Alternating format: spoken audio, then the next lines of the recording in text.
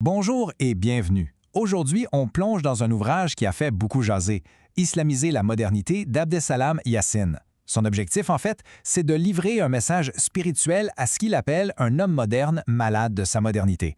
Dès le départ, l'auteur met carte sur table. Il revendique la création même de l'expression. C'est un point de départ assez audacieux qui nous prépare à une thèse qui va l'être tout autant. Ce n'est pas juste un slogan, c'est vraiment la pierre d'assise de toute sa pensée.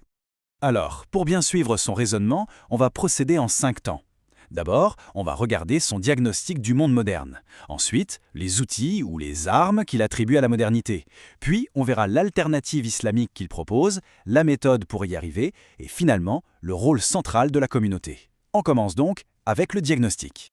Alors, le point de départ de Yassine, c'est quoi au juste? C'est le constat d'une crise spirituelle vraiment profonde. Pour lui, le monde moderne souffre d'une sorte de maladie.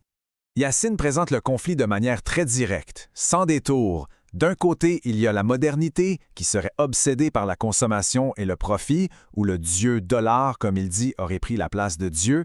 Et de l'autre, il y a l'islam, qui oriente toute la vie vers Dieu et vers l'au-delà. On parle ici d'une opposition frontale des buts ultimes de l'existence.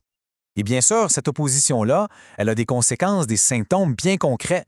L'auteur nous parle d'un vide spirituel, d'un consumérisme qui n'a pas de fin, de l'éclatement de la cellule familiale et au final d'une vie qui semble avoir perdu tout son sens. C'est le portrait d'un monde qu'il décrit comme étant complètement déboussolé. Bon, maintenant, comment est-ce qu'on en a arrivé là? Comment cette modernité a-t-elle pu, selon l'auteur, s'imposer à ce point? Yassine identifie ce qu'il appelle carrément un arsenal en 3 parties. Premièrement, l'arme idéologique, l'idée de mettre la raison au-dessus de la révélation, de rejeter tout ce qui est supra-humain.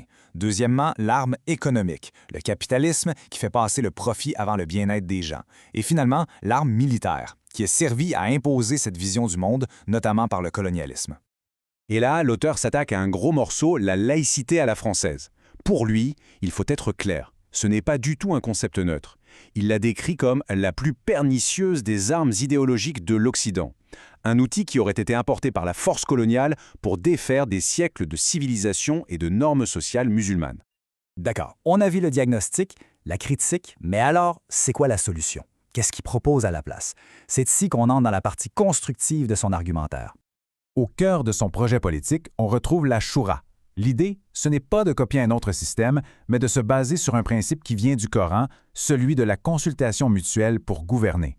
Et la différence avec la démocratie occidentale, elle est fondamentale. Dans la démocratie, la souveraineté, le pouvoir ultime appartient au peuple. C'est le peuple qui décide des lois. Dans le système d'Ashura, la souveraineté appartient à Dieu. La consultation entre humains, elle, sert à interpréter et à appliquer la loi divine, pas à la créer de toutes pièces. Sur le plan économique, la logique est la même. On rejette ce qu'il voit comme un capitalisme sauvage. L'alternative qu'il propose repose sur des principes comme l'interdiction de l'usure, donc de l'intérêt, le rôle hyper central de la zakat, qui est l'aumône légale pour combattre la pauvreté, et un accent général sur la justice sociale plutôt que sur l'accumulation sans fin de richesses. OK, maintenant la question à 1 million. Comment on fait pour passer de la théorie à la pratique? C'est quoi les étapes concrètes? Eh bien, le point de départ est d'une simplicité désarmante. C'est l'individu. L'auteur est vraiment catégorique là-dessus. Avant même de penser à changer la société, il faut une transformation personnelle, une renaissance spirituelle et morale chez chaque personne. Sa méthode, donc, elle part vraiment d'en bas. Ça commence avec le réveil spirituel de chacun. Ensuite vient un long travail d'éducation et de persuasion qu'on appelle la dawa. Et c'est seulement à partir de ces individus transformés qu'on peut commencer à reconstruire la communauté brique par brique. C'est une approche qui, on le voit, mise tout sur la conviction et qui rejette explicitement la violence.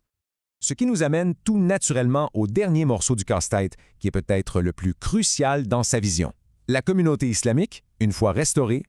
Et pour Yassine, le cœur battant, le moteur de cette nouvelle communauté, c'est la mosquée. C'est bien plus qu'un simple lieu de prière, c'est le centre névralgique, à la fois stratégique et spirituel, de la société. Cette citation, elle est très révélatrice. Il imagine la mosquée comme un lieu plein de vie, un carrefour pour l'éducation, l'entraide, l'organisation sociale, bref, une institution super dynamique au service de tout le monde, et pas juste pour les 5 prières quotidiennes.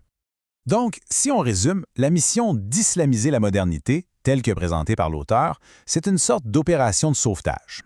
L'idée, c'est de réveiller l'humanité moderne, de lui redonner un but, un sens, pour l'empêcher de sombrer dans ce que Yacine perçoit comme un vide existentiel.